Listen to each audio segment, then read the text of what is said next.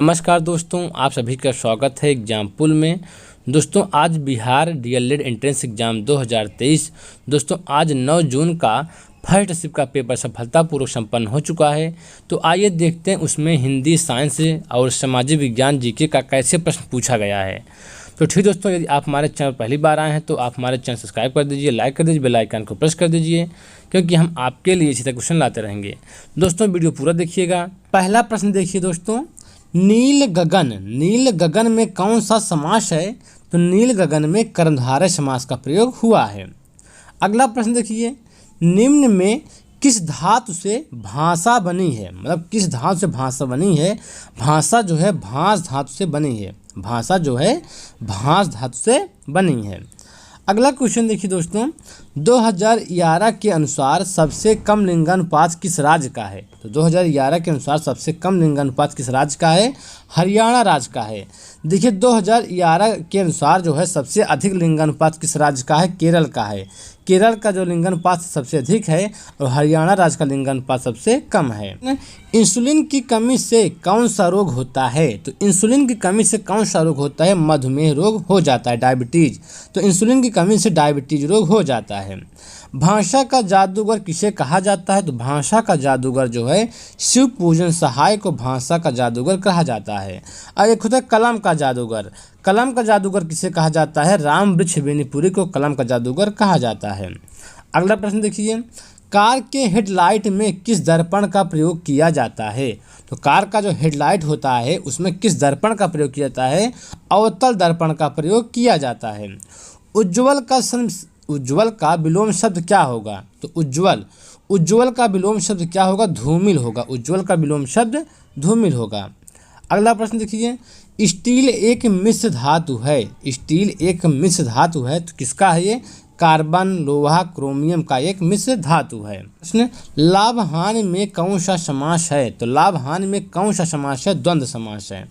और देखिए आरएनए का प्राथमिक कार्य क्या है? तो आरएनए का जो प्राथमिक कार्य होता है प्रोटीन संश्लेषण होता है। अगला क्वेश्चन देखिए, यूएनओ की स्थापना कब हुई? तो यूएनओ की स्थापना कब हुई थी?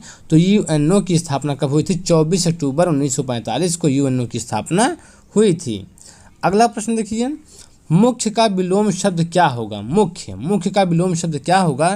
तो मुख्य का विलोम शब्द क्या होगा? गौड़ होगा। कांतार किसका पर्यायवाची है? कांतार किसका पर्यायवाची है? कांतार जो है जंगल का पर्यायवाची है। अगला क्वेश्चन देखिए दोस्तों, सजीव और निर्जीव के बीच कड़ी के मध्य कड़ी माना जाता है। तो सजीव और निर्जीव के बीच की मध्य की कड़ी किसे माना जाता है? किसे मतलब विषाण जो होता है सजीव और निर्जीव के मध्य के बीच की कड़ी है। अगला प्रश्न देखिए, जड़त्व का नियम न्यूटन के किस नियम से संबंधित है? तो जड़त्व का नियम है न्यूटन के प्रथम नियम से संबंधित है। न्यूटन के प्रथम नियम को जड़त्व का नियम भी, जिसे गैलीलियो का नियम भी कहते हैं। किसे? न्यूटन के प्रथम नियम को। अगला प्रश्न, जो कम खर्च करता हो अनेक शब्दों के लिए एक शब्द है। तो क्या है? मितव्ययी। तो जो कम खर्च करता हो अनेक शब्दों के लिए एक शब्द क्या है? मितव्ययी है। अगला प्रश्न देखिए, अगला जो प्रश्न है, नेपाल का राष्ट्रीय मुद्रा क्या है? नेपाल का राष्ट्रीय मुद्रा क्या है? तो नेपाल का जो राष्ट्रीय मुद्रा है रुपया है। अगला प्रश्न, लाफिंग गैस किसे कहते हैं? लाफिंग गैस किसे कहते हैं? नाइट्रस ऑक्साइड को लाफिंग गैस कहते हैं। अगला प्रश्न देखिए, यदा कदा के सही अर्थ युग्म का चयन करें। तो यदा कदा के सही अर्थ जो होगा, यदा माने जब होगा, कदा माने कब होगा, इसका यही सही अर्थ है। अगला प्रश्न देखिए, जो काम करना कठिन हो वाक्यांश के लिए एक शब्द है। तो जो काम करना कठिन हो वाक्यांश के लिए एक शब्द क्या होगा? दुष्कर होगा। अगला प्रश्न देखिए, काली घटा का घमन घटा में कौन सा अलंकार है? तो काली घटा का घमन घटा में कौन सा अलंकार है? यमक अलंकार है। अगला प्रश्न, कोशिका का रसोई घर किसे कहा जाता है? तो कोशिका का रसोई घर हरित लवक को कहा जाता है।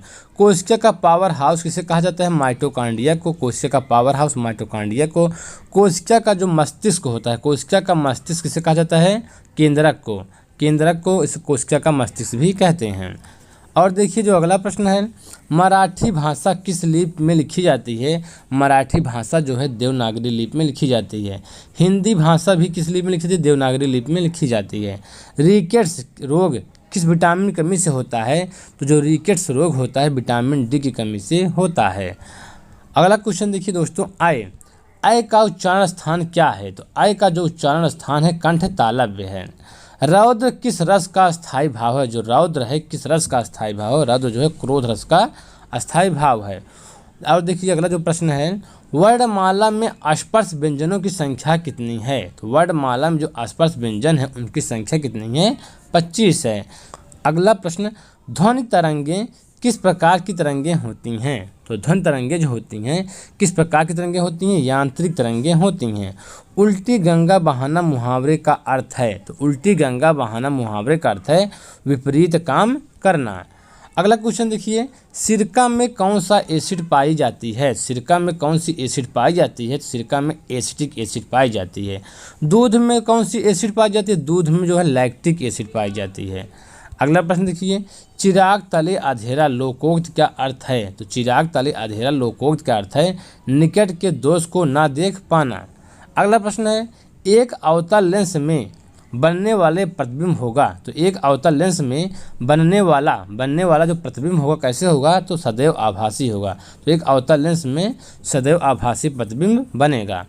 अगला प्रश्न देखिए दोस्तों, पायो जी मैंने राम रतन धन पायो में कौन सा अलंकार है? तो पायो जी मैंने राम रतन धन पायो में रूपक अलंकार है।